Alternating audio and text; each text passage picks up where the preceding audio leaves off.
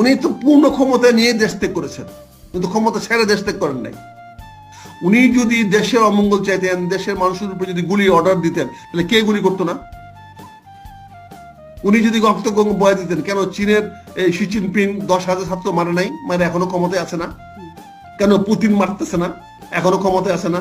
কেন নেতা নেহু মারতেছে না, হামাসকে, ক্ষমতায় আছে না?